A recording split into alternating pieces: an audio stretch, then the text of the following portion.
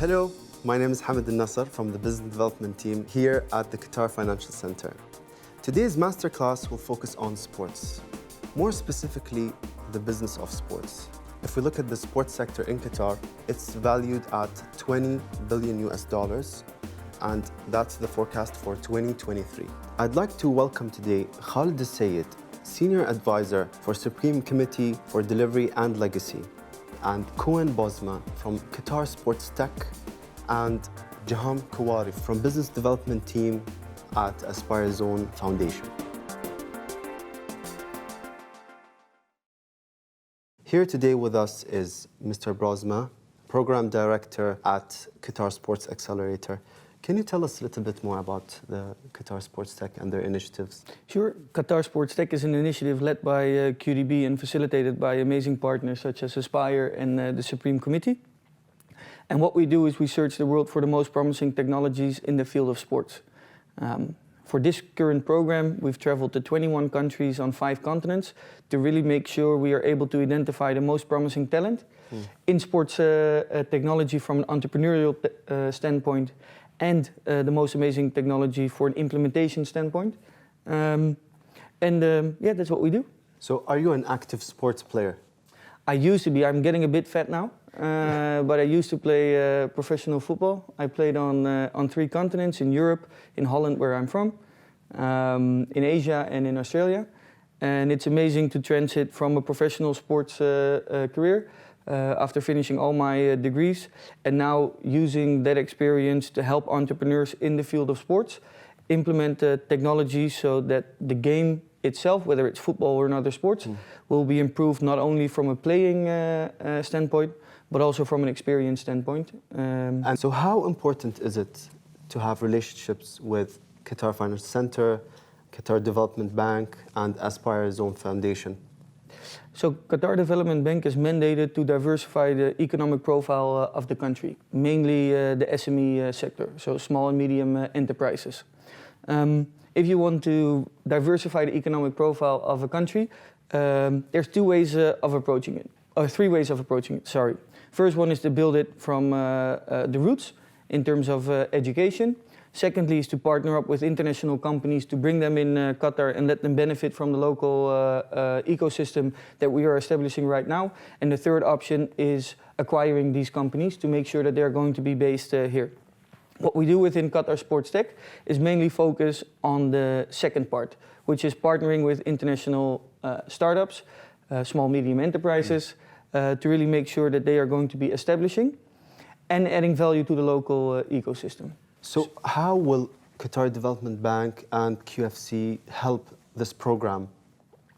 So this program is just a first start from the National Vision 2030. There have been several areas identified, of which the sports sector is one. Ultimately, the World Cup is the most prominent achievement in that aspect.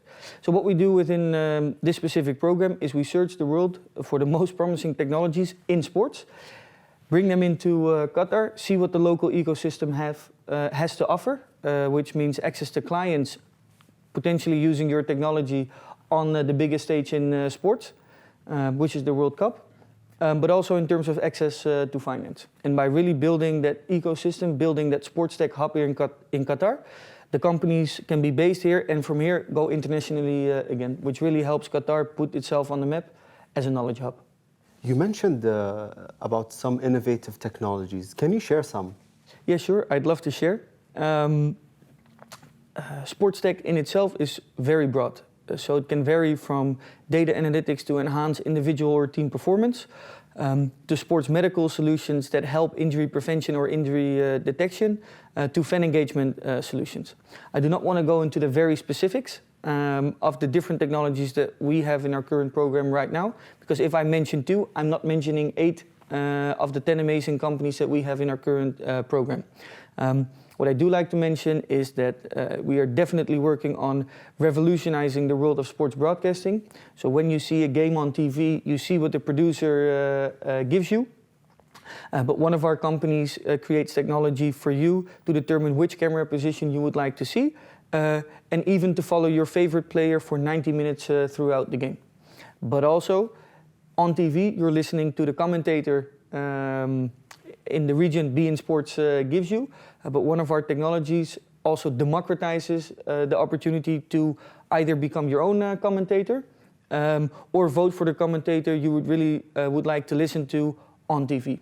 And this is just two examples specific for sports broadcasting. But I would very much like to mention to everyone back home as well to really go to qatarsportstech.com and look at the amazing companies that are in our current cohort. That's impressive. Thank you. One of our viewers watching, Brooke from Hong Kong, asks, what makes Qatar Sports Tech different from other accelerator programs around the world? Thanks, Brooke, for that good question. Accelerator programs are not unique by the sake of being an accelerator program. What makes an accelerator program is the ability to help entrepreneurs grow and by disclosing an entire ecosystem here in Qatar.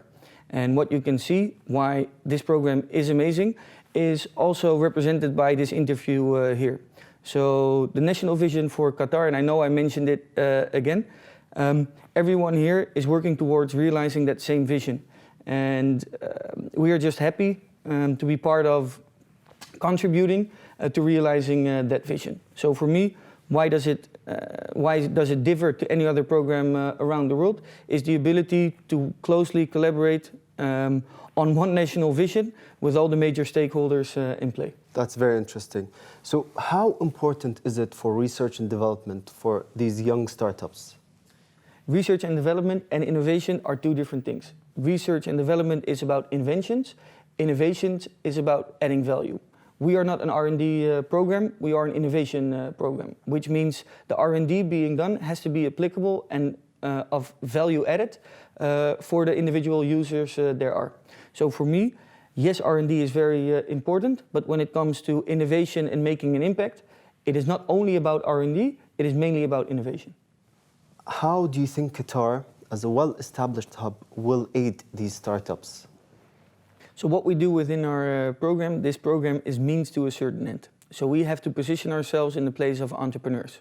So as entrepreneurs, what are you looking for? In most cases, it's access to clients and access to capital. So those are the things we need to facilitate within this program. But access to clients and access to capital, or getting clients and raising capital, is outcome of running your startup really well. What we focus on within our accelerator program is the drivers that define what does running your startup well actually mean, which is viability, feasibility, and desirability. Desirability is about, do I know who my customer is and what value I'm going to be adding? Feasibility is, can I actually solve that problem? And viability through my solution. And viability is, can I monetize the added value that I'm offering for my clients? So what startups want is access to clients, access to capital, and access to the entire ecosystem here in Qatar. And this is exactly what we try to facilitate through a very intense mentor-driven program here in Qatar. Qatar Sports Tech is incorporated by the QFC. Why did you choose the QFC? The QFC facilitated a very easy process to establish our company here in Qatar. So we get to focus on the things that matter to us most, which is building the ecosystem and not having to worry about all the hassle that is normally or typically involved in starting up a company. You mentioned the ecosystem a couple of times. What do you mean by that? An ecosystem is everything that is needed to build entrepreneurship in sports here in Qatar. Through the facilities at Aspire, through the events organized by the Supreme Committee for Delivery and Legacy, through other major sports events happening here in Qatar. So the ecosystem really is everyone and everything that is involved in building entrepreneurship. Thank you very much for answering these questions. I'm sure the viewers will benefit from this. Thanks very much for having me. I hope the viewers had as a good time as I had. And I hope to welcome you and your innovations as an entrepreneur in this amazing ecosystem here in Qatar. Khalid, can you tell us more about the specific role of the Supreme Committee? Hamad, thank you for having me here today. I would like to say hello to all the audience out there. Supreme Committee was established in 2011. In a nutshell, we are required to deliver an amazing 2022 World Cup tournament and preserve its legacy. Obviously, that requires us to build 7 brand new stadiums. We are required to refurbish Khalifa Stadium. We have more than 50 projects related to host country operations, and they vary from all kinds of projects, say waste management, media center, name it. We are also coordinating with the different stakeholders to ensure the delivery of the infrastructure required for the tournament. And stakeholders, we're talking like Ashghal, Qatar Rail, all of the ministries, the hospitality industry, name it, everybody, to ensure that we are ready to host more than 1.5 million fans during the tournament. Can you tell us a little bit about yourself and how you became a senior advisor? I did 22 years in the oil and gas sector. I did 6 years in the real estate sector. I held few leadership positions, namely the Director of Supply Chain and Business Development for Occidental Petroleum. And now I'm with the Supreme Committee as an advisor, putting together a strategy for the delivery of the legacy of the tournament. That's extremely interesting. The Supreme Committee has a very big mandate. I have heard of Challenge 22. Can you tell me more about that? Challenge 22 is one of the most interesting projects that we are working on. What it allows is for those who have innovative ideas to come and present them to us, and then we take them by the hand up to the point where they could produce a prototype or bring it into production. Now, we also do the introduction with some of the venture capital partners who could help them produce. Now, we finished phase 1. Phase 1, we came up with 10 great ideas, and they could go from either a device or an application on the phone or any idea of that sort that is related to sports and can help the tournament and beyond. Phase 2 is coming up, and then we will interview more people and entertain more ideas. We have a question from one of our viewers from Kira in Singapore. What kind of impact do you believe hosting the World Cup will have on Qatar's economy? Hamad, to answer that question, I would like to recap on the fundamentals of Qatar Vision 2030, which explicitly addresses growth and development in many areas such as infrastructure, manufacturing, food security, sustainability, and many other areas. Now, the World Cup 2022, what it did for us is worked as a catalyst and an accelerator of those programs. Today, most of the infrastructure is already delivered or on the way. An amazing railway network is under commissioning as we speak. And many of the other programs have reached their, the milestones, the sought milestones. So what does that mean for the economy? Building 8 stadiums, state-of-the-art, and all of the infrastructures that I mentioned requires the deployment of specialized contractors, both internationally and locally, the coordination of those contractors. And you can imagine the domino effect that this will have on subcontracting, subcontracting, and the different industries from logistics, from material supplies, marketing, name it. So the opportunities are endless. You have set quite ambitious goals for yourself and as an organization. In preparation for the 2022 World Cup, as you said, many business opportunities has been created, and we've received multiple questions on this point. One of them is from PH in London. What are the biggest sectors that you think will benefit from the World Cup? Okay, obviously, right now, the construction industry is benefiting the most, but that doesn't mean that the other industries are not benefiting. Actually, like I said, there is a domino effect. The logistics industry, the bulk material and supply industry, specialized equipment industry, marketing and sales, name it. All of the industries and the opportunities, as I said, are endless.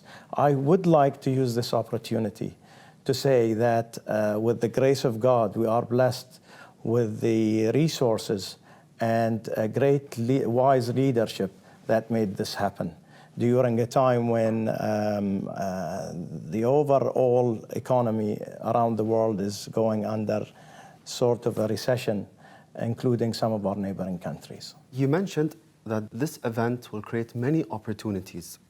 So to what degree are you relying on public or private partnerships to deliver this event? This is again an interesting question. Now, obviously, the delivery of the infrastructure and the stadiums created a platform for a great partnership between international specialized contractors and local contractors. Beside that, all of the other stakeholders became our partners in delivering this 2022 World Cup tournament. So it's very hard to say that, to talk about one partnership or the other. The interesting bit is that the entire world became a partner in delivering this World Cup. Now, again, the opportunities are endless, and as I said before, it's like a domino effect. One thing leads to another, so we're all in it. The partnership is providing technical know-how from abroad, and it's also helping us understand what we need on a sustainable basis. So yeah, I can go on and on about partnership, but everybody's a partner in delivering this 2022 World Cup. A lot of valuable information here from Mr. Khalid Al-Sayed, Senior Advisor. Thank you, Hamid, and again, thanks to all the viewers out there for tuning in. So for Qatar Sports Tech, what's your overarching goal? So there's two main goals that we're trying to achieve. One is mainly for the local ecosystem here, and the other goal is for the international or sports tech entrepreneurs out there. For the local ecosystem here, we want to contribute in diversifying the economic profile for the country and help our partners become more innovative through corporate startup collaboration, which is what we facilitate within this program. But the main goal, and this is what drives all of us, we are here to help entrepreneurs succeed. So any entrepreneur out there, if you feel like you can contribute to changing the world of sports, feel free to go to qatarsportstech.com, and I hope to see you here in Doha. What's the selection process for these startups? The selection criteria is dependent on a couple things. First of all, the strategic validation is the most important one. And the strategic validation is not done by me, but by the partners we serve in this, through this program. If the strategic validation is done, we go then into technical evaluation of the product at hand, and most importantly, the skills of the team. The skills of the team are two components: hard skills and soft skills. Hard skills meaning, is it a multidisciplinary team that is able to take an idea or take an initiative from where they are right now to where they need to be to add value to their clients? And the soft skill part is actually also a very important part, which says a lot about how you are as a person. And that soft skill evaluation is a very important thing, because at the end of the day, we're trying to build a collaborative community here in Qatar. So we do not want people to come here to take and then leave again. We want to attract people that are here, that are willing to share and build the Sports Tech Hub collectively. Thank you very much. Now I'd like to welcome Jaham Al-Kuwari from Aspire Zone Foundation. Firstly, Jaham, how important do you think sports is for Qatar and the citizen of Qatar?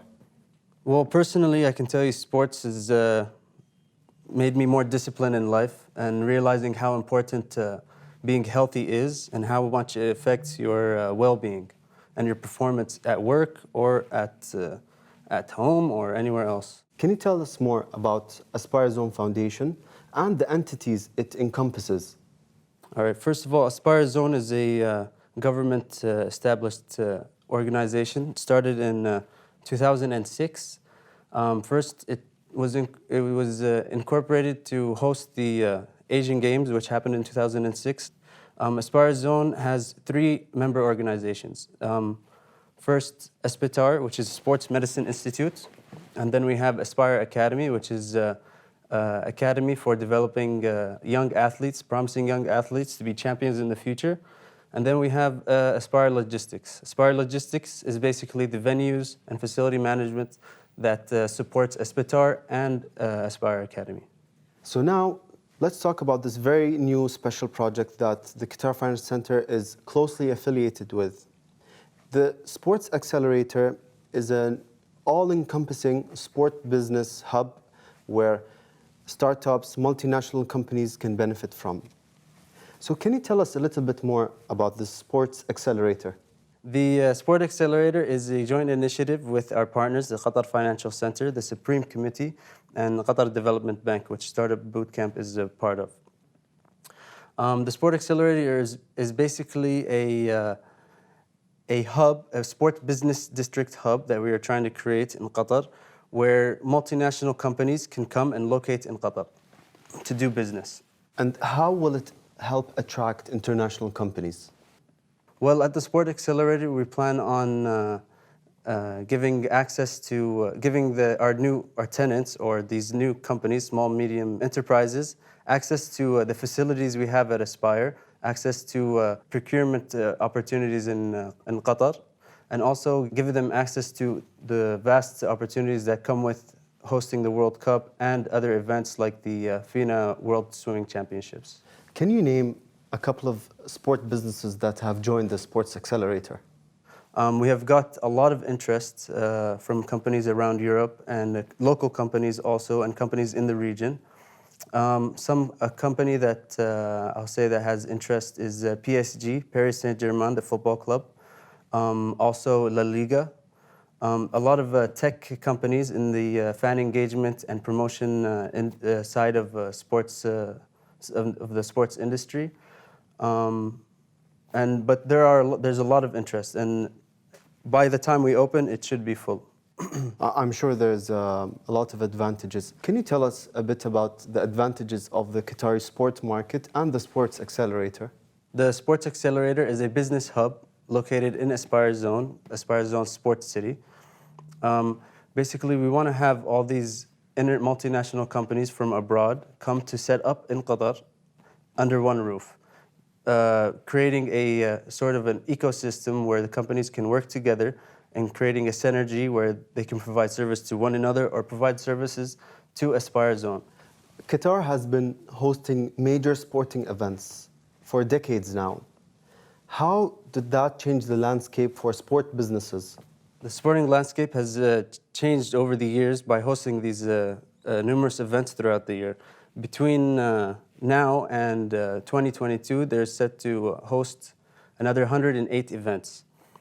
Apart from putting Qatar on the map as a sporting destination, it has also diversified the economy in the sporting sector. One of our viewers watching has a question. Rob from Paris. Rob is asking, what are the main catalysts for the evolution of the sports industry in Qatar? Thank you, Rob, for that question. One of the main catalysts for the evolution of sports in Qatar, I would like to say, is probably the leadership in realizing the importance of sports, not just in our in society, but in our economy, and the long-driven support that they have given us for achieving what we have today. How will the Sports Accelerator cement Qatar's position as a global sports hub? Well, first of all, we have the World Cup coming up, and we want to showcase Qatar. We want to showcase Qatar to the world what we can do, and for the World Cup and after. So by having these companies here, they will set up and they will stay and do business, not just within Qatar, but they will be a headquarters for the region and for Asia, for Africa, and they can export their services not just within Qatar, but to the rest of the world from Qatar. That's impressive, actually. Ultimately, what do you expect from these companies, and how can they grow in Qatar and beyond? So we want these companies to succeed in Qatar.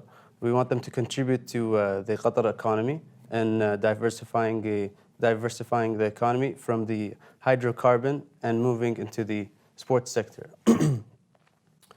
We want these companies to provide services that are necessary for hosting mega events.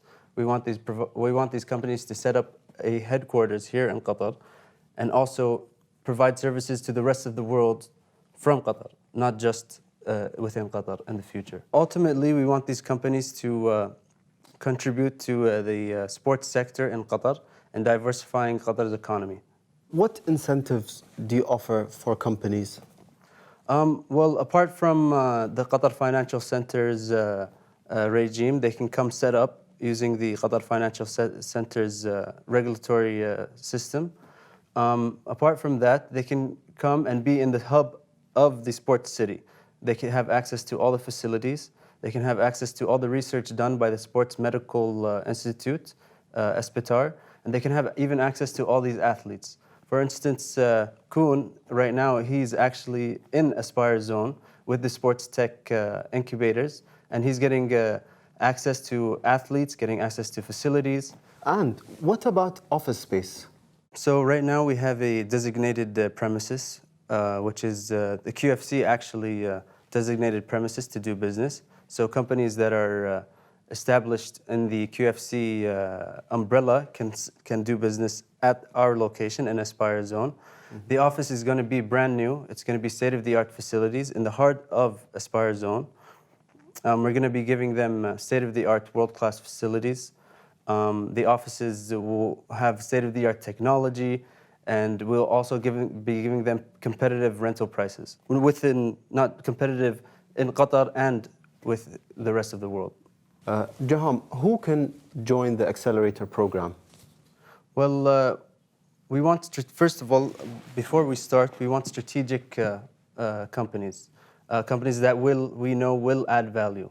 But we do accept small, medium enterprise companies from anywhere around the world that are relevant to sport. It doesn't, not manufacturing, for instance, but sports medicine, sports research, fan engagement companies, promotion companies, media companies, broadcasting companies. So I want to know, what's the difference between Sports Accelerator and Qatar Sports Tech?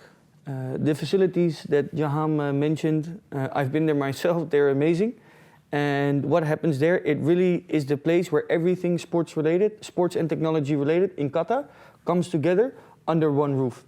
So the place where the companies get incubated versus the process for getting incubated, which is what Qatar Sports Tech facilitates. How can a company apply for the program? Well, it's pretty simple. Right now, all you need to do is get on our website, sportsaccelerator.qa, and send us an email on the Contact Us, and we'll respond to you. Thank you very much, Jaham. I think our viewers will benefit, especially the sports companies who are interested in the sports market in Qatar. Thank you for answering these questions, and thank you, Khalid, thank you, Cohen, and Jaham, for providing this valuable insight about the lucrative opportunities in the Qatari sports market. That's it for today. Thank you for tuning into this masterclass. Please remember to take advantage of the team of experts here at the QFC for any of your business inquiries. If you have any questions, please put them underneath. And from here, the team at the Qatar Financial Center, goodbye for now.